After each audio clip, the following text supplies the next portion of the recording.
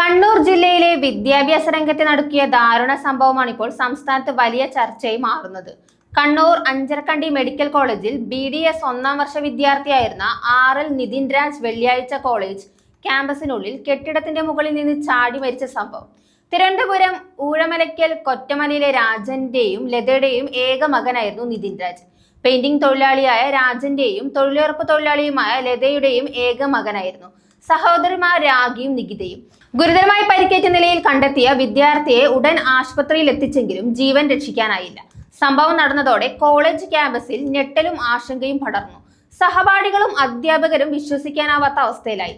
സ്വപ്നങ്ങളുമായി medical പഠനത്തിനെത്തിയ ഒരു യുവജീവിതം ഇങ്ങനെ പെട്ടെന്ന് അവസാനിച്ചതാണ് എല്ലാവരെയും ദുഃഖത്തിലാഴ്ത്തിയത്. അധ്യാപകരിൽ നിന്ന് കടുത്ത മാനസിക പീഡനം നേരിട്ടതിന് പിന്നാലെ കോളേജ് കെട്ടിടത്തിൽ നിന്ന് വീണു മരിച്ച കണ്ണൂർ അഞ്ചരക്കണ്ടി സ്വകാര്യ ദന്തൽ കോളേജ് വിദ്യാർത്ഥിയും തിരുവനന്തപുരം ഊഴമലയ്ക്കൽ സ്വദേശിയുമായ RL നിതിൻ രാജ് നേരിട്ടത് ക്രൂരമായ ജാതി അധിക്ഷേപവും ജാതി, നിറം, മാതാപിതാക്കളുടെ തൊഴിൽ, അസുഖം എന്നിവയുടെ പേരിൽ നേരിട്ട അധിക്ഷേപവുമായിരുന്നു. അധ്യാപകർ കളിയാക്കിയതും ഭീഷണിപ്പെടുത്തിയതും വ്യക്തമാക്കി സഹപാഠികൾക്ക് അയച്ച ശബ്ദ സന്ദേശങ്ങൾ പുറത്തു വന്നു. പുഴുത്ത പട്ടിയെന്നും തെരുവ് പട്ടിയെന്നും വിളിച്ച് അധിക്ഷേപിച്ചും ജാതിയുടെയും നിറത്തിന്റെയും പേരിൽ കളിയാക്കുകയും കാലും മെയ്യും വെട്ടുമെന്ന് അധ്യാപകർ പറഞ്ഞതായും കൂട്ടത്തോടെ ആക്രമിക്കുന്ന സ്ഥലം സ്റ്റാഫ് റൂം ആണെന്നും സന്ദേശത്തിലുണ്ട്. സംഭവത്തിൽ അനാട്ടമി വിഭാഗം മേധാവി ഡോക്ടർ KM റാം, അധ്യാപക സംഗീത നമ്പ്യാർ എന്നിവരെ സസ്പെൻഡ് ചെയ്തിട്ടുണ്ട്. ഇവർക്കെതിരെ ആത്മഹത്യാ പ്രകടനത്തിനെതിരെ കേസ് എടുത്തിട്ടുണ്ട്. പട്ടികജാതി പട്ടികവർഗ അതിക്രമ നിരോധന വകുപ്പ് ഉൾപ്പെടുത്തിയതായി കണ്ണൂർ സിറ്റി പോലീസ് കമ്മീഷണർ അറിയിച്ചു. പ്രത്യേക സംഘം രൂപീകരിച്ച അന്വേഷണം ആരംഭിച്ച് സഹപാഠികളിൽ നിന്നും മൊഴിയെടുത്ത് പ്രതിസ്ഥാനത്തുള്ള അധ്യാപകരെ ചോദ്യം ചെയ്തും ഫോൺ കസ്റ്റഡിയിൽ എടുത്തിട്ടുണ്ട്. മനുഷ്യാവകാശ കമ്മീഷൻ, സംസ്ഥാന യുവജന കമ്മീഷനും സ്വമേധയാ കേസെടുത്തു.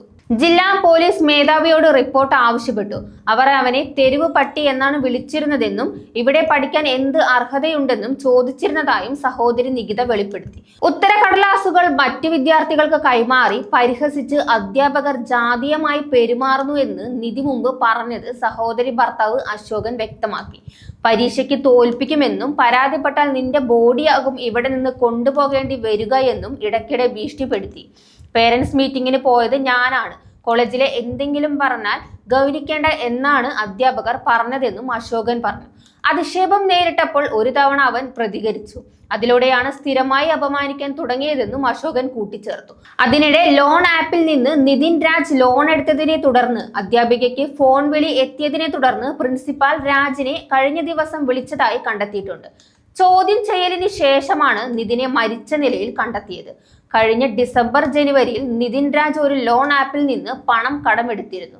അതുമായി ബന്ധപ്പെട്ട നിരന്തരമായിട്ടുള്ള ഫോൺ കോളുകൾ വിദ്യാർത്ഥിക്ക് വന്നിരുന്നുവെന്നും കോളേജിലെ അധ്യാപികയുടെ നമ്പർ ലോൺ കൊടുത്ത ഏജൻസിക്ക് ലഭിക്കുകയും ആ അധ്യാപികയെ ലോൺ ഏജൻസി വിളിച്ചിരുന്നുവെന്നും കണ്ടെത്തിയിട്ടുണ്ട്.